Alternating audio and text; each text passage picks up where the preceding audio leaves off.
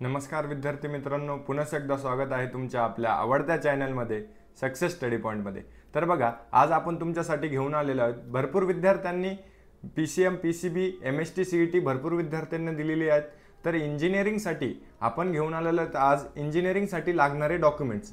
Engineering जर तुम्हाला number लागत असेल, तुमचा एखाद्या चांगल्या कॉलेजला नंबर लागणार असेल किंवा लागत असेल, आता तर MST CET चे रिझल्ट्स आपले लागणारच आहेत, त्याच विषयात आपण थोडंसं बोलणार आहेत। MST CET बद्दल तर मी रिझल्टच्या बाबतीत सगळे व्हिडिओ तुम्हाला प्रोव्हाइड केलेत, पण आपल्याला MST CET मध्ये इंजिनिअरिंगला जर ॲडमिशन घ्यायचंय तर लवकरात लवकर आपण कसं तयार राहायला पाहिजे आणि लवकरात लवकर आपण हे एवढे डॉक्युमेंट्स काढून घ्यायला पाहिजे। सर्वात अगोदर कंपल्सरी डॉक्युमेंट सुरू करण्याच्या अगोदर मी तुम्हाला एक सांगणार आहे की काय करायचंय तुम्हाला, की अगोदर सगळे डॉक्युमेंट्स तर काढायचे ते, पण 2024 ते 25 या चालू वर्षांमधले आपले सगळे डॉक्युमेंट असायला हवे, हे नेहमी लक्षात ठेवायचं आहे। आणि सगळे ओरिजिनल डॉक्युमेंट्स आपल्याकडे राहायला पाहिजे आणि DGI लॉकर एक असतं, त्याच्यात आपले सगळे डॉक्युमेंट्स व्यवस्थितरित्या आपण काय करायचे, स्कॅन करून ठेवून द्यायचे। तर बघा, पहिले आपल्याला MST CET 2025 साठी कंपल्सरी सर्वांना कास्ट असेल, याच्यात मी तुम्हाला कास्टवाल्यांसाठी काय काय डॉक्युमेंट्स लागतील, परत कास्ट झालं ती तुम्हाला PWD साठी काय काय लागतील, PWD झाल्यावरती डिफेन्स असेल त्याच्यासाठी काय काय लागतील, हे सगळे डॉक्युमेंट्स मी तुम्हाला व्यवस्थितरित्या सांगणार आहे। परत ज्यांनी गॅप घेतलेले स्टुडंट्स आहेत त्यांच्यासाठी काय काय लागतील हेही आपण व्यवस्थितरित्या क्लिअर करून घेणार। तर पहिले बघा, MST CET result. MST CET चा रिझल्ट लागला की आपल्याला काय करायचंय, त्याचे रिझल्ट आपल्याला, तर पहिले बघा MST CET रिझल्ट। तर MST CET चा रिझल्ट आपल्याला लागणार आहे की तो आता 16 जूनला लागणार आहे, तर तेव्हा आपल्याला हा रिझल्ट भेटून जाईल। जर तुम्ही JEE दिलेली, JEE जर दिलेली असेल तर त्याचे पर्सेंटेज, त्याचा रिझल्ट आपल्याला लागेल।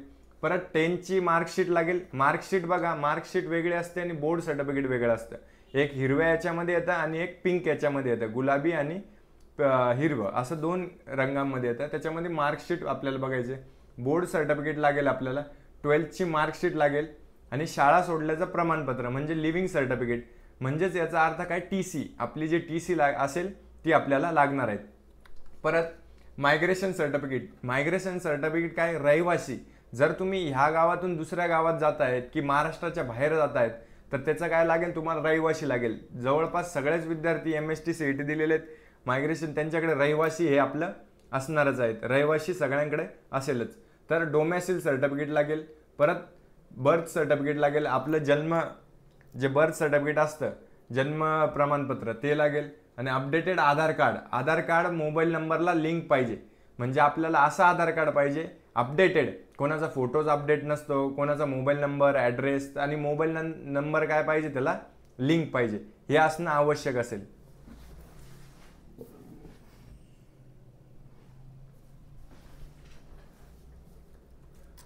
मोबाईल नंबर काय पाहिजे, त्याला अपडेट म्हणजे त्याला लिंक पाहिजे, कळालं। हे डॉक्युमेंट्स, हे जेवढे मी तुम्हाला डॉक्युमेंट्स दाखवलेत, हे सर्व डॉक्युमेंट्स काय आहेत की कास्टमध्ये असो का PWD असो की गॅप घेतलेला स्टुडंट असो, कोणासाठी पण सगळ्यांसाठी हे काय आहेत, कंपल्सरी डॉक्युमेंट्स आहेत, कळालं तुम्हाला व्यवस्थित। आता बघा पुढे, जे OBC आहे, SBC आहे, SE BC आहे कॅन्डिडेट्स आहेत की जे कास्टमध्ये आहेत, तर त्यांच्यासाठी अजून काहीतरी एक्स्ट्रा डॉक्युमेंट्स लागणार आहेत। ते कसे, तर कास्ट सर्टिफिकेट लागेल, कास्ट व्हॅलिडिटी लागेल, कास्ट व्हॅलिडिटी पण गरजेची असते। परत इन्कम सर्टिफिकेट, तुमचं जर 8 लाखापेक्षा जास्त उत्पन्न आहे तर तुमचं काय लागेल, 8 लाखापेक्षा जास्त उत्पन्न आहे की तुम्हाला इन्कम सर्टिफिकेट भेटत नाही, तर तुम्हाला काय लागेल, इन्कम सर्टिफिकेट। त्याच्यापेक्षा खाली जर असतील तर तुम्हाला सवलत भेटते, नाही तर सवलत भेटत नाही। 8 लाखापेक्षा काय पाहिजे, खाली उत्पन्न पाहिजे। आणि नॉन क्रिमिलियर, नॉन क्रिमिलियर काय असतं की आपण एखादा गुन्हा वगैरे केला आहे, ती पोलीस स्टेशनमधून नाहीतर तहसीलमधून नाहीतर आपल्या एखाद्या सेतूमधून त्यांचा स्टॅम्प वगैरे घेतला की आपल्याला ते भेटत असतं। कास्टवाल्यांसाठी जी सवलत असते त्यांच्यासाठी हे डॉक्युमेंट्स आवश्यक असतात।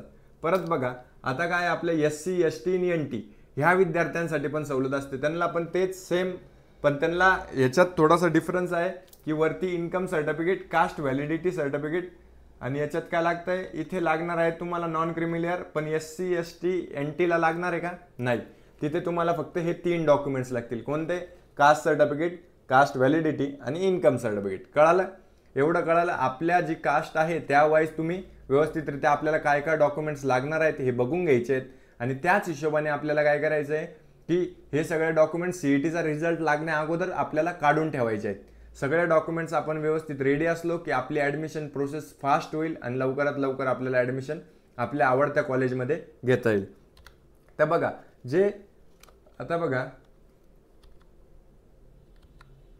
जे डिफेन्स व PWD आहेत की जे एखाद्याला डिसॅबिलिटी आहे, एखाद्याचा हात वगैरे पाय वगैरे फ्रॅक्चर झालेला आहे, मोडलेला आहे, तर त्यांच्यासाठी PWD असतं की ते सर्टिफिकेट देऊन तुम्हाला काय भेटू शकतं, रिझर्वेशन भेटू शकते, सवलत भेटू शकते.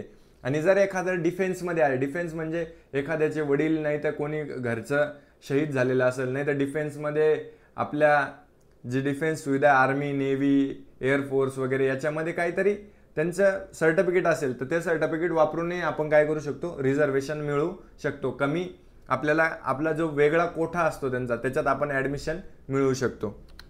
पुन्हा बघा जे EBC, EWS आणि TWFS म्हणजे हे TFWS आहे, तिथं करेक्शन करून घ्यायचं आहे.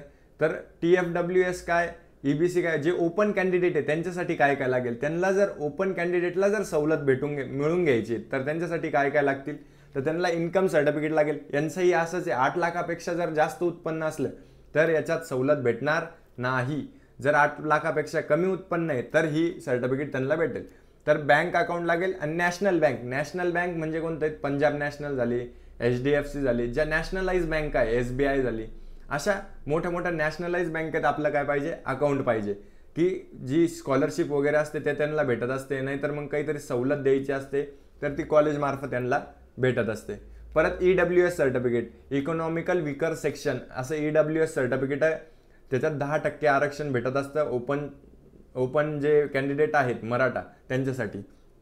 तर आता बघा ज्यांनी गॅप घेतलेला आहे की ज्यांनी शिक्षणातून एखादा रिपीट केलेलं आहे त्यांच्यासाठी गॅप सर्टिफिकेट हे स्कूलकडूनच भेटत असतं. तर आणि त्याच्यावर काय स्टॅम्प पेपर 100 रुपयाचा एक स्टॅम्प पेपर राहून त्याच्यावर आपल्याला नोटरी करून आणावं लागते की आपण गॅप वगैरे घेतलेला आहे. तर गॅप सर्टिफिकेट हे आपल्याला व्यवस्थितरित्या लागत असतं. आता इतके सर्व डॉक्युमेंट्स झाले, त्याच्यासोबत अजून काही डॉक्युमेंट्स असतात की बघा तुम्हाला फोटो लागत असते, पासपोर्ट साईज फोटोज आणि सिग्नेचर. हे सगळं तुम्ही व्यवस्थितरित्या रेडी ठेवायचं आहे. आणि हे सगळे डॉक्युमेंट्स रेडीच असल्यावर तुम्हाला कॅपराऊंड थ्रू आम्ही तुम्हाला तुमच्या व्यवस्थितरित्या कॉलेज फाइंड आउट करण्याला हेल्प करू. जर तुम्हाला व्हिडिओ आवडला असेल आणि अजून डॉक्युमेंट्सबद्दल काही इन्क्वायरी असेल तर नक्की कमेंट बॉक्समध्ये मला कमेंट करून कळवा. आणि अजून असेच व्हिडिओ जर तुम्हाला हवे असतील तर नक्की चॅनलला सबस्क्राईब करा, जास्तीत जास्त तुमच्या मित्रांपर्यंत पोहोचवण्याचा प्रयत्न करा आणि अशाच अपडेटेड व्हिडिओसाठी बेल आयकॉनला नक्की प्रेस करा. थँक्यू.